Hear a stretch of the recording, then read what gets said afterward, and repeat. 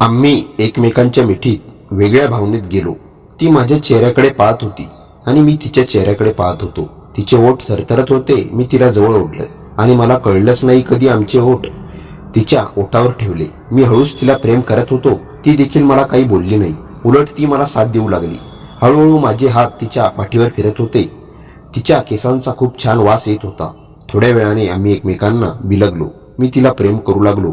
मी तिची साडी बाजूला केली आणि पुढे मी माझे दोन्ही हात तिच्या बसमध्ये खूप गर्दी होती. रोजच्या प्रमाणे मी आजही ऑफिसला जात होतो. रोजच्या रुटीनमुळे कंटाळा येतो, पण नोकरीसाठी जाणं गरजेचं होतं. त्यामुळे नेहमीप्रमाणे मी त्या गजबजल्या बसमध्ये चढलो होतो. आज मात्र मला नशिबाने सीट मिळाली होती, त्यामुळे थोडं बरं वाटलं. बस पुढच्या बस स्टॉपवर थांबली. तिथे काही लोक चढले आणि त्यात एक मुलगी होती. ती मुलगी दिसायला खूपच सुंदर होती.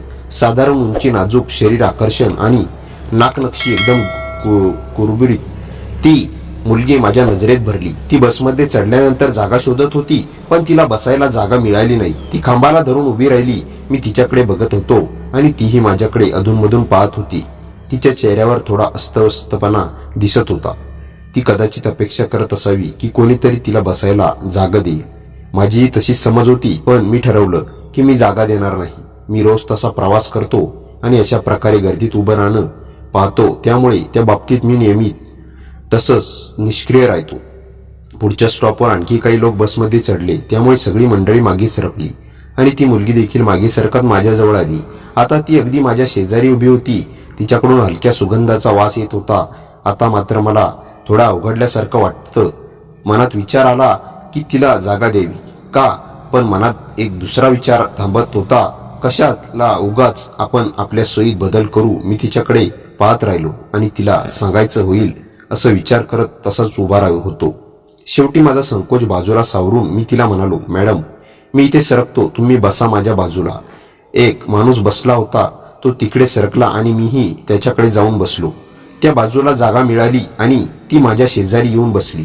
ती थोडी हसली आणि मला थँक्यू म्हणाली. त्या साध्या एका शब्दातून जाणवलं की तिला माझ्या कृती आवडली होती. आता बाकीचा प्रवास जरा वेगळा वाटत होता. रोजच्या कंटाळवाण्या प्रवासात आज पहिल्यांदाच काहीतरी वेगळं, काहीतरी उत्साही वाटत होतं.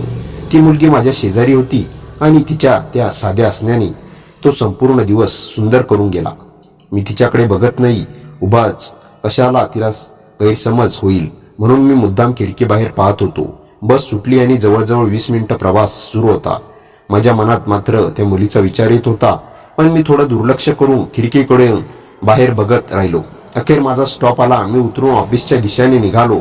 नेहमीप्रमाणे ऑफिसमध्ये पोहोचलो. बॅग ठेवली आणि थोडं पाणी पिलं. आज बॉस आला नव्हता, त्यामुळे मी निवांत होतो. कामात कसली घाई नव्हती. थोडा विचार करून ठरवलं, चला कॅन्टीनमध्ये जाऊन चहा पिऊन येऊ. कॅन्टीनमध्ये गेलो आणि ताज्या चहाचा आस्वाद घेतला. चहा पिऊन परत आलो आणि माझ्या टेबलवर बसलो. तिथे एक विचित्र गोष्ट पाहिली. बसमध्ये भेटलेली तीच मुलगी माझ्या टेबलच्या बाजूला उभी होती आणि बॉस सोबत बोलत होती. पण मला क्षणभर समजलं नाही की कोण आहे आणि इथे कशाला आले.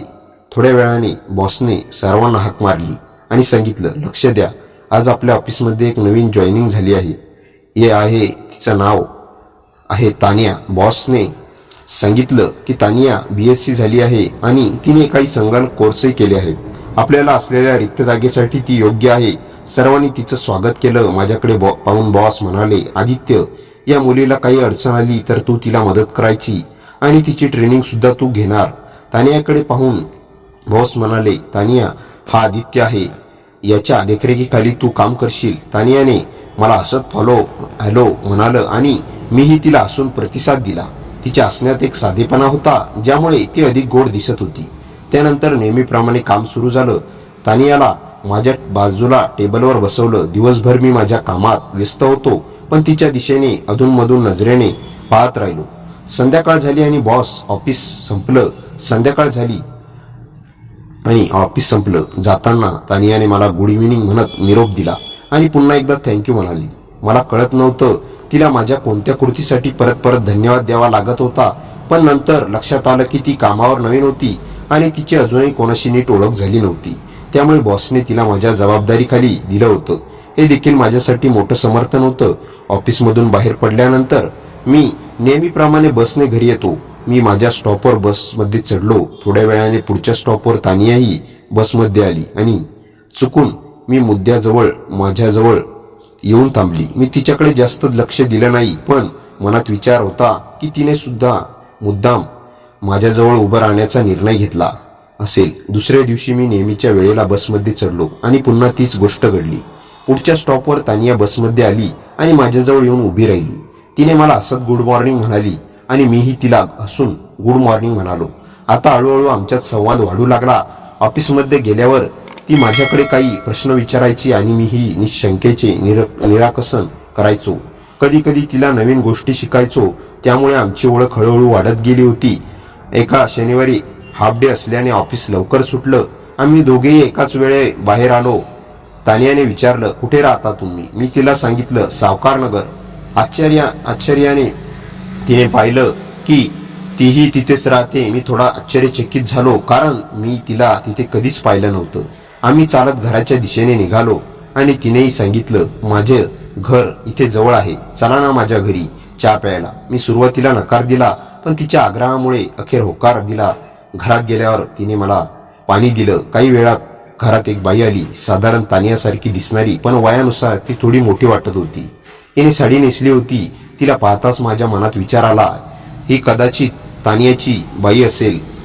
तानियाने माझी ओळख करून दिली. आदित्य, ही माझी आई आहे. मी थोडा चकित झालो, कारण ती दिसायला खूपच तरुण होती.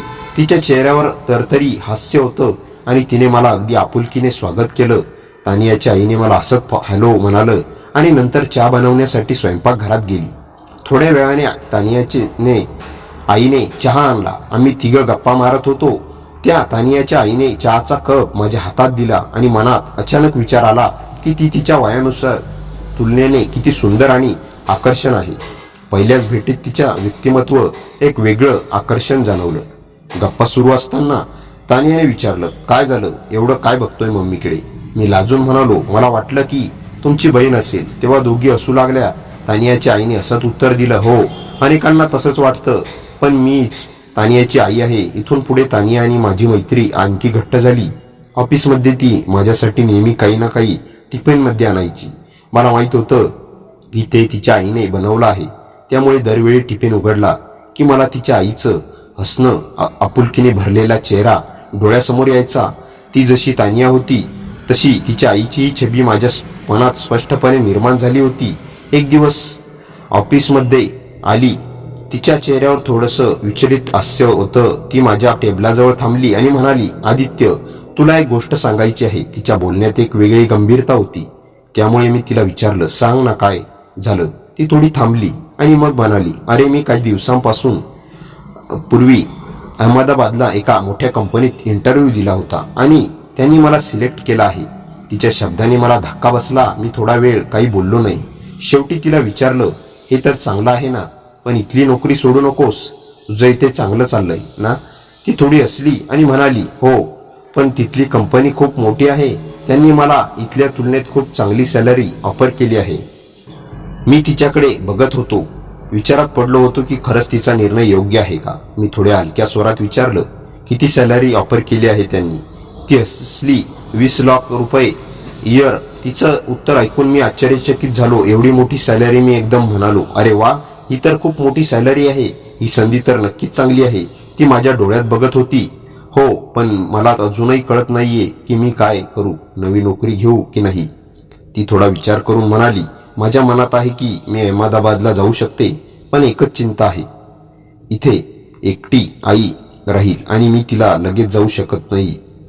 तिथे काही महिने ती इथे एकटी राहील. तिच्या शब्दातून तिची चिंता स्पष्ट दिसत होती. मी तिच्या डोळ्यात विश्वास वाढवण्यासाठी म्हणालो, तू काळजी करू नकोस, मी आहे ना. तुझ्या आईला काही लागलं तर मी आहे मदत करायला. तिच्या चेहऱ्यावर थोडं हास्य आलं. ती म्हणाली, खरंच तू माझ्या आईची काळजी घेणार? मी निर्धाराने उत्तर दिलं, हो, नक्की मी तुझ्या आईकडे जाईन. तुला काही काळजी करायची गरज नाही. ती माझ्याकडे पाहत राहिली आणि हळूच म्हणाली, बघ, मग मी बघते, त्यांना ईमेल करून सांगते की मी जॉईन करायला तयार आहे. मी तिच्याकडे बघून म्हणालो, हो, ठीक आहे, तू त्यांना सांग. तानियाने ठरवलं आणि त्या दिवशी ऑफिसमध्ये राजीनामा देण्याचं पत्र दिलं. बॉसने तिला फारसं असं रोखलं नाही, कारण तिला एका मोठ्या कंपनीत चांगली नोकरी मिळत होती. आता ती 15 दिवस अहमदाबादला जाणार होती. माझ्यासाठी हे काही वेगळं होतं आणि मला खूप खचित वाटत होतं. तिच्या जाण्याने मला खूप वाईट वाटत होतं. ती फक्त एक मैत्रीण नव्हती, तर तिचं हुशार हास्य आणि कामाला प्रोत्साहन देणारं व्यक्तिमत्व यांनी मला खूप आकर्षित केलं होतं. पण काय करणार, तिच्या नशिबात पुढे काहीतरी चांगलं लिहिलं होतं. त्या 15 दिवसात आम्ही दोघांनी एकत्र खूप वेळ घालवला. तिची कंपनी मला खूप आवडायची आणि तीही मला तिच्या गप्पा सांगायची. जाण्याच्या शेवटच्या दिवशी मी तिला बस स्टॉपपर्यंत सोडायला गेलो. बस यायची वेळ होती आणि आम्ही दोघे शांत उभे होतो. ती माझ्याकडे पाहत म्हणाली, तू माझ्या मम्मीकडे जा. हो, अधूनमधून तिची विचारपूस करत जा. तिच्या आवाजात एक प्रकारचा गोड भाव होता, जणू तिच्या आत कुठेतरी काळजीही होती. मी तिच्याकडे पाहून म्हणालो, हो नक्की, तू काळजी करू नकोस. मी तिच्या आईकडे अधूनमधून जाईन आणि फोनही करेन. तिने असा तिच्या पर्समधून एक कागद काढून दिला. हा मम्मीचा नंबर आहे, काही लागलं तर तिला कॉल कर. बस आली आणि तानियाने मला निरोप दिला. ती बसमध्ये चढली आणि तिचा हसता चेहरा पाहत राहिलो. तिने हात हलवत मला शेवटचा गुड बाय म्हणाली. त्या दिवशी जाणवलं की तानिया माझ्या आयुष्यात किती महत्वाची झाली होती. तिच्या निघून जाण्याने मनात एक शून्य निर्माण झालं होतं, पण मी स्वतःला धीर दिला की ती पुढे एका चांगल्या आयुष्याकडे चालली आहे. माझ्यासाठी सध्या दिवस खूप कंटाळवाणे झाले होते. तानिया निघून गेली होती आणि आता ऑफिसमध्ये माझं कशातच मन लागत नव्हतं. पूर्वी ऑफिसचं वातावरण मला खूप प्रसन्न वाटायचं, पण आता तेच ऑफिस मला ओसड आणि नीरस वाटायला लागलं. तिच्या हसऱ्या चेहऱ्याची, कामादरम्यान केलेल्या जमतीची मला खूप आठवण यायची. रोज तिच्या सोबत जेवणाच्या ब्रेकअपमध्ये केलेल्या गप्पा, सगळं काही क्षणात थांबल्यासारखं झालं होतं. या सगळ्यात 15 दिवस कसे गेले कळलेच नाही. तानिया लगेच गेल्यानंतर मी तिच्या आईला कॉल करायचा साहस गोळा करत होतो. तिने दिलेला नंबर माझ्या फोनमध्ये सेव्ह केला होता, पण कॉल करण्यासाठी मन धजावत नव्हतं. शेवटी संध्याकाळी मी धीर करून नंबर डायल केला. तानियाच्या आईचा आवाज फोनवर आला. हॅलो, कोण? मी हलक्या आवाजात म्हणालो, आंटी, मी आदित्य, तानियाच्या ऑफिसमधून. ती लगेच हसली. अरे आदित्य, हो बेटा, ओळखलं.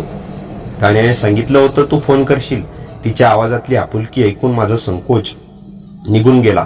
तिनेही विचारलं, चहा प्यायला येशील का कधी? मी थोडं हसत होकार दिला. दुसऱ्या दिवशी ऑफिस नंतर तिच्या घरी गेलो. दरवाजावर तानियाची आई उभी होती. केस मोकळे, साध्या साडीमध्ये, पण तरीही तिच्यात एक जबरदस्त व्यक्तिमत्व होतं. मला पाहून तिने उबदार हसून स्वागत केलं. तिच्या घरात एक वेगळी शांतता होती, जणू मनाला स्थिर करणारी. आम्ही दोघे सोफ्यावर बसलो. ती म्हणाली, तानिया गेल्यापासून घर अगदी रिकामं वाटतंय. मी मान हलवली. मलाही ऑफिस तसंच वाटतं. ती माझ्याकडे बघून म्हणाली, तू तिच्याकडे खूप महत्वाचा आहेस का? तिचा अचानक विचारलेला प्रश्न मला क्षणभर थांबवून गेला. मी सरळ उत्तर देऊ शकलो नाही. तानियाच्या आईने डोळ्यात एक वेगळीच चमक होती, जणू ती माझ्या मनातील सगळं काही वाचत होती. पुढच्या काही दिवसात मी तिच्याकडे वारंवार जाऊ लागलो. कधी चहा, कधी गप्पा, कधी तिची किरकोळ मदत, कधी सहज मैत्री तयार होत होती गेली. पण ती साधी मैत्री नव्हती. तिच्या हसण्यात, तिच्या बोलण्यात, तिच्या वागण्यात काहीतरी असं होतं जे माझ्या मनात एक वेगळं आकर्षण निर्माण करत होतं. एक दिवस पाऊस प्रचंड पडत होता. मी तिला फक्त विचारायला फोन केला की काही लागलं का?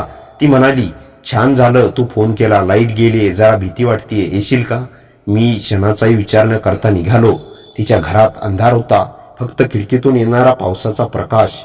ती दरवाजातच उभी होती. केस ओले, साडीचा पल्ला खांद्यावरून सरकलेला, चेहऱ्यावर थोडंसं घाबरलेलं पण मोहक हास्य. माझं हृदय जरा जोरात धडधडलं. घरात आल्या आल्या ती म्हणाली, बसा ना, मी मेणबत्ती आणते.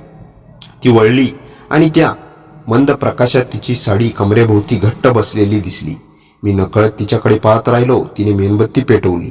तिच्या चेहऱ्यावर लखलखणारा प्रकाश आणि मी पूर्णपणे हरवलो. ती माझ्याजवळ बसली. खिडकीबाहेर पाऊस थांबण्याचं नाव घेत नव्हता. आम्ही शांत बसलो. अचानक तिने विचारलं, आदित्य, तानिया गेल्यापासून तू एकटं वाटतंय? मी मान हलवली. हो, खूप. ती माझ्याकडे पाहत म्हणाली, मलाही. त्या एका शब्दाने वातावरण बदललं. तिचा हात माझ्या हातावर येऊन थांबला. माझा श्वास अडकला. ती म्हणाली, कधी कधी नात्यांचं स्वरूप बदलतं आणि आपण त्याला नकार देऊ शकत नाही. तिचा आवाज अगदी हलका पण भावनांनी भरलेला होता. मी तिच्याकडे पाहिलं पूर्णपणे. तीही माझ्या नजरेतून नजर हलवली नाही. माझं हृदय वेगाने धडधडत होतं. ती हळूच माझ्याजवळ आली आणि तीही हळूच माझ्याजवळ आली आणि तिचा गरम श्वास माझ्या गालावर जाणवला. बाहेर पाऊस जोरात कोसळत होता, पण घरात मात्र एक वेगळंच वातावरण तयार झालं होतं. मेणबत्तीच्या प्रकाशात तिचे डोळे चमकत होते. तिच्या चेहऱ्यावर एक आकर्षण, सौम्यता होती. ती माझ्या इतकी जवळ आली की तिचे केस माझ्या खांद्यावर हलकेच टेकले. माझं हृदय वेड्यासारखं धडधडत होतं. तानियाची आई आसावरी हळू आवाजात म्हणाली, आदित्य, कधी कधी आयुष्य आपल्याला जे दाखवतं ते स्वीकारायला धैर्य लागतं. तिचा हात अजून घट्ट माझ्या हातात आला. त्या स्पर्शात एक नकार न करता येणारी ओढ होती. मी तिच्याकडे पाहिलं. ती एवढी जवळ होती की माझ्या ओठांवर तिचा श्वास जाणवत होता. हळूहळू मी हात पुढे करून तिचे केस मागे सारले. तिचे डोळे मिटले. तिने काहीही बोललं नाही, पण तिच्या शांततेत परवानगी होती. मी थोडा पुढे झुकलो आणि माझे ओठ तिच्या ओठांना स्पर्शून गेले. ती थरथरली, पण दूर झाली नाही. उलट तिचे हात माझ्या खांद्यावर आले. आमचा किस हलका, संत, पण भावनांनी भरलेला होता. जणू खूप दिवसांपासून दाबून ठेवलेली तडफड बाहेर पडत होती. पावसाच्या मंद आवाजात आमचं हे नवं नातं आकार घेत होतं. ती हळूहळू किसपासून दूर झाली, पण माझ्या चेहऱ्यावर हात ठेवून म्हणाली, तू इतका काळजी घेणारा आहेस. तानियाला माहिती आहे का तू इतका चांगला आहेस? मी हलकेच असलो, तुम्ही दोघेही माझ्यासाठी महत्वाचे आहात. तिच्या डोळ्यातून एक हलकीशी चमक उमटली. तिने माझा हात पकडून मला सोफ्यावर बसवलं आणि ती माझ्या अगदी शेजारी आली. तिचा खांदा माझ्या खांद्याला स्पर्शत होता. मी तिच्या कमरेभोवती हात ठेवला तर तिने काही विरोध केला नाही. आमच्यातलं अंतर आता शारीरिक नव्हतंच, मानसिकही संपत चाललं होतं. ती म्हणाली, आज तर सुदैवाने आलास, नाहीतर मी एकटीच या अंधारात बसून राहिली असते. मी तिचा हात अलगद दाबला. मी आहे ना. ती माझ्या खांद्यावर डोकं ठेवून शांत बसली. तिच्या स्पर्शाने माझ्यात एक वेगळी चूक पसरली. बाहेर वीज चमकत होती. तिच्या हातच्या मागच्या बाजूने मी तिच्या पाठीवर बोटं फिरवली. ती हलक्या आवाजात म्हणाली, आदित्य थांब, असं करू नकोस. पण तिचा आवाज नको म्हणत होता, तो आणखी म्हणत होता. मी तिच्याकडे वळलो आणि तीही माझ्याकडे. पुन्हा एकदा आमचे ओठ एकमेकांना भेटले. यावेळी जास्त खोल, जास्त प्रेमाने, जास्त उत्कटतेने माझे हात तिच्या कमरेवर गेले. ती थोडीशी मागे झुकली, पण दूर नाही गेली. तिच्या गालावर माझा बोटांचा स्पर्श झाला तसं ती असली, खूप हळू, खूप सुंदर. त्या क्षणी तिच्या आणि माझ्यातलं सगळंच बदलून गेलं होतं. पावसाच्या आवाजात, त्या मंद प्रकाशात आम्ही एकमेकांच्या मिठीत हरवत गेलो होतो. तिच्या नजरेत आता लाज नव्हती, भावना होती. तिने माझ्या छातीवर हात ठेवत म्हणाली, आदित्य, हे जे घडतंय थांबवू नकोस. आणि त्या रात्री आमच्यातलं नातं एका नवीन पातळीवर गेलं. मी तिच्या चेहऱ्याकडे पाहत होतो. तिच्या नजरेत आता पूर्ण वेळ प्रेम, इच्छा आणि एक अनामिक ओढ स्पष्ट दिसत होती. आसावरी माझ्या अगदी जवळ आली. तिचे केस माझ्या गालावर अगदी अलगद फिरले आणि माझ्या अंगावर लहर उमटली. बाहेर पावसाचा आवाज वाढत होता, पण घरातील शांतता आमच्या धडधडत्या श्वासांनी तुटत होती. मी तिचा हात धरून तिला थोडं जवळ ओढलं. ती सहज माझ्या मिठीत आली. तिच्या अंगातून येणारा सौम्य सुगंध खोलीभर पसरला. मी हलकेच तिचा चेहरा माझ्या दोन्ही हातांनी पकडला आणि माझे ओठ तिच्या ओठावर ठेवले. यावेळेस किस संत नव्हता, तो खोल होता, उष्ण होता. तिचे ओठ मऊ आणि थरथरते होती. ती माझ्या ओठांना साथ देत होती. माझे हात तिच्या पाठीवर फिरू लागले आणि ती हलक्या आवाजात श्वास घेत होती. त्या आवाजात लाज नव्हती, फक्त भावना होती. मी तिच्या मानेवर अलगद किस केला. तिच्या त्वचेवर माझा श्वास जाणवत होता आणि ती संपूर्ण शरीराने माझ्या मिठीत विरघळत होती. तिचे हात माझ्या छातीवर फिरत होते. माझ्या शर्टाला पकडून ती मला अजून जवळ ओढत होती. तिच्या स्पर्शाने माझ्या शरीरात शहारे उठत होते. मी हळूच तिच्या कमरेवरून हात वर नेले. तिचं शरीर माझ्या प्रत्येक हालचालीला तितकंच प्रतिसाद देत होतं. ती शांतपणे माझ्या कानाशी म्हणाली, आदित्य, मला थांबायचं नाही. ते एका वाक्यात तिची संपूर्ण भावना उलगडली. मी तिच्या कमरेला धरून तिला जवळ घेतलं. ती माझ्या मांडीवर बसली. तिचे दोन्ही हात माझ्या खांद्यावर. तिचा उबदार श्वास माझ्या मानेवर जाणवत होता. तिचे ओठ माझ्या ओठावर आले. यावेळेस अधिक उत्कटतेने माझे हात तिच्या पाठीवर अलगद खाली सरकले. ती थरारली, पण दूर नाही गेली. उलट माझ्या मिठीत अजून घट्ट बिलगली. मी तिच्या साडीचा पल्ल्या हलक्या हातांनी बाजूला केला. तिच्या पाठीवर माझी बोटं फिरली. तसेच ती हळूच डोळे मिटून म्हणाली, आदित्य. तिचा आवाज एवढा मऊ, एवढा भावूक होता की माझं हृदय वितळून गेलं. ती माझ्या छातीवर शांत डोकं, शांत श्वास घेत होती, पण तिचा हात हळूहळू माझ्या मानेला, खांद्यावरून खाली फिरत होता. आम्ही दोघेही एकमेकांच्या जवळ हरवत होतो. पावसाचा आवाज, मंद प्रकाश आणि एकमेकांच्या अंगाचा उबदार स्पर्श खोलीत एक वेगळंच जग तयार झालं होतं. तिच्या शरीराची उष्णता माझ्या अंगाला भिडत होती. माझे हात तिच्या कमरेवरून हळूच वर गेले आणि तिची पाठ कवेत घेतली. ती मागे थोडी झुकली. माझ्या डोळ्यात पाहत हलकेच हसली आणि त्या क्षणी आम्ही दोघेही स्वतःला थांबवू शकलो नाही. आमचे श्वास वेगाने चालू लागले होते. तिच्या ओठावर माझे ओठ पुन्हा पुन्हा जात होते.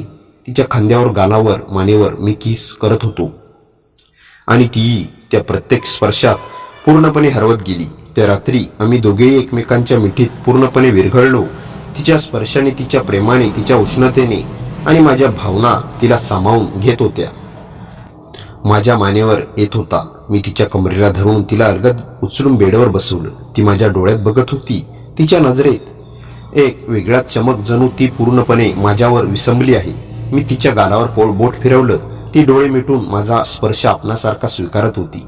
तिच्या मानेजवळ मी अलगद किस केला आणि ती हलक्या श्वासात कुजबुजली. आदित्य, थांबू नकोस. तिचा आवाज एवढा मऊ, आतून एवढा उमटलेला की माझं हृदय धडधडू लागलं. तिची साडी हळूहळू माझ्या हातात मोकळी होत होती. तिच्या साडीचा पल्ला खाली सरकला तसे तिच्या शरीरावर पसरलेला तो हलका सुगंध माझ्या श्वासात भरला. मी तिच्या खांद्यावर किस केला. मग हळूहळू माझे ओठ तिच्या मानेला आणि मग तिच्या कॉलर बोनपर्यंत गेले. ती माझ्या प्रत्येक स्पर्शाने हलकी थरथरत होती. तिचे दोन्ही हात माझ्या पाठीवर फिरत होते, उष्ण, हळूवार, पण आतून खूप मागणी करणारे. मी तिला जवळ खेचलं आणि माझे ओठ पुन्हा तिच्या ओठावर ठेवले. यावेळेस किस खोल होता, अधिक उत्कट. ती इतक्या भावना घेऊन माझ्यात मिसळत होती की मी तिला स्वतःला रोखवू शकलो नाही. तिच्या पाठीवर हात फिरवत होतो. मी तिला हळूहळू बेडवर मागे झुकवलं. तिचे केस उशावर पसरले आणि ती माझ्याकडे पाहत हलकस हसली. त्या हास्यात लाज नव्हती. ती पूर्णपणे माझ्यावर विश्वास ठेवत होती. तिच्या कमरेतून वरून हात माझे वर गेले. तिच्या शरीराची उष्णता माझ्या तळहातात जाणवत होती. मी तिला तिच्या खांद्याजवळ किस करत होतो, तिच्या मानेला, तिच्या कॉलरपर्यंत, आणि त्या हलक्या आवाजात श्वास घेत मला मिठीत घेत होती. तिचे हात माझ्या शर्टाच्या बटनावर गेले. ती हळूच ते उघडू लागली. तिच्या प्रत्येक स्पर्शाने माझ्या अंगावर शहारे उठत होते. मी तिच्या कानाशी हलक्या आवाजात म्हणालो, तू थांब म्हणालीस तरीही मी थांबणार नाही. ती डोळे मिटून हसली आणि माझ्या मानेला किस करत म्हणाली, म्हणूनच तर मला तू आवडतोस. तिचं शरीर आता पूर्णपणे माझ्या अंगाला बिलगलं होतं. मी तिच्या कमरेला घट्ट धरलं आणि आम्ही दोघेही एका खोल भावनेत हरवून गेलो. त्या रात्री पावसाचा आवाज, खोलीतील मंद प्रकाश आणि आमचे एकमेकांत हरवलेले श्वास या तिघांनी मिळून जणू जग थांबवलं. तिच्या शरीराचा प्रत्येक स्पर्श, तिच्या श्वासाची प्रत्येक लय माझ्या मनात कायमची कोरली गेली. आम्ही दोघेही इतक्या तीव्र प्रेमात गुंतलो होतो की वेळ कधी आणि कसा गेला कळलंच नाही. ती माझ्या छातीवर डोकं ठेवून शांत श्वास घेत होती आणि माझा हात तिच्या केसावर फिरत होता. तिच्या अंगाची उष्णता, तिच्या मिठीची कोमलता, सगळं काही स्वप्नासारखं होतं. मित्रांनो, तुम्हाला ही कथा कशी वाटली असेल तर तुमच्या मित्रमैत्रिणींना नक्की शेअर करा. अशा कथा आमच्याकडे पाठवा. आम्ही तुमच्यासाठी त्या सादर करू. या कथेचा उद्देश समाजातील नातेसंबंधातील भावनिक गुंतगुंत समजून घेणे आणि कोणत्याही नात्यांना प्रामाणिकपणा, संयम, परस्पर आदर आणि सीमांचे ज्ञान राखणे महत्त्वाचे आहे. कुटुंबातील प्रत्येक सदस्याने एकमेकांच्या भावनांचा आदर करत सुखी आणि समाधानी जीवन जगले पाहिजे. कथा आवडली असेल तर चॅनलला सबस्क्राईब आणि व्हिडिओला लाईक करा. धन्यवाद मित्रांनो.